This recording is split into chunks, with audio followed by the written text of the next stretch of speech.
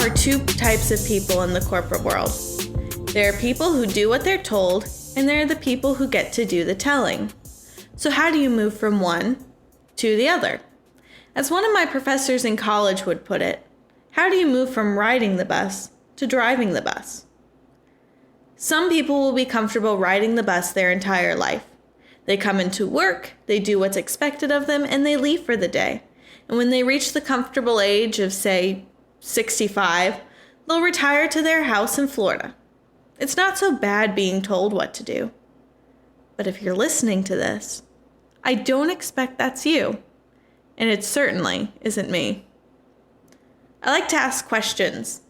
You know how all toddlers reach this point where all they're doing all day is asking a million questions? I never really grew out of that. I want to know why we're doing things. I want to know what the root cause of the problem is. And I want to know why somebody else in the company came up with that particular solution. I want to know what changes are coming.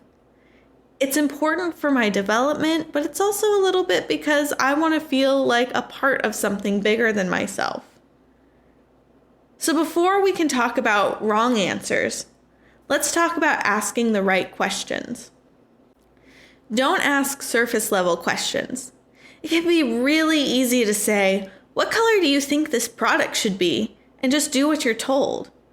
But what you should be asking is, what do you want the customer to feel when they see your product? By rephrasing my question and digging deeper, I've established two things. I'm a partner taking ownership in this project, and I'm a professional here to work collaboratively to solve a problem. There is nothing wrong with the first question if you're just there to punch your time clock and do your job. But if you're looking to develop and be respected in your field, you have to learn the right questions and you have to learn to ask them in the right way. I've also found that the second approach gives me a deeper understanding of projects and the people running them. This allows me an opportunity to help improve the projects as well as any future projects I may be put on. One of the other key elements is to determine if you need to ask detailed questions. There are some situations where people know exactly what they want and they just don't know how to execute it. If this is the case, then you'll want to ask them to give you all the details about what they're looking for. That being said, you will have projects where people are leaning on you to be the expert. An example of a time where you might need to ask heavily detailed questions might be if you're making changes to an existing project. Since you're changing something existing, chances are that the issues have already been identified and they just need somebody to execute those changes. This does not mean that after reviewing the project, you may not have additional changes or suggestions. This does mean that you have all of the changes and details that they are expecting to see on the next revision. But a situation where you might not need to ask a lot of detailed questions is if your boss asks you to run a report. There is one main question there, and it is, what does your boss want to learn from the report? Or what do they want the report to tell them? You get to figure out the details of how that information is going to be laid out and what information is relevant to that subject. Your boss is just asking you to figure out how to get him that information. So we've looked at different ways to ask the right questions. How do we bridge that with having the wrong answers? A great way to have the wrong answers is to pose it as a question, which is why I wanted us to cover asking questions first. Let's use our previous example of running a report for your boss. The way we asked the question let us know what we needed to include in the report. But what if this is the first time you're running the report? What if you'd like to know why you're running the report? Here's what that could look like. Hey, I need you to run a shrink report for this month. Sure, boss, I can do that for you. Are you looking to see if our shrink has gone down since we implemented that new policy last month? No, I'm working on a manual update for managers on what the average shrink is.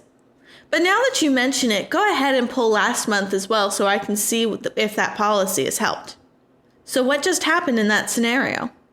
You had the wrong answer, but you had it in the right way. You demonstrated knowledge of your company, applied logic, and ultimately saved yourself time from having to pull in that report again later. This is a great approach for anyone who feels nervous offering solutions. I have never had a boss complain that I've tried to understand my job too much. I've never had a boss complain that I've learned too much about the company. And I've never had a boss who didn't want to see me develop a deeper understanding of why they asked me to do what I do. Now, I'll admit that this is partially because of who I select to work with. But if you don't feel comfortable asking those questions, I would encourage you to evaluate where your career is going with the company you're with. Sometimes you may be in a situation where you need more direct answers, and hopefully at some point you may even be asked to make a decision. How can you be ready for that? After all, this isn't school and there's no real right answer. There's no guarantee that your answer will be the silver bullet. The funny thing is, this tends to be the positions where the better compensation is. If your boss came to you today and said, "We need to boost our sales by 3% this weekend. Have a proposal ready for me by 9 a.m. tomorrow." Would you freak out a little bit? I absolutely would. But this is what we practice for. Nobody expects you to have the right answer, but you should be able and equipped to offer some solutions. So what stops us from offering solutions? Is it the fear of being wrong and looking silly? There are many, many situations where there will be no right answer, but you can still offer a solution. When you move past your fear, you'll find that growth and development will be waiting for you. Be willing to be bold and be willing to be wrong. Don't ride the bus. Drive it.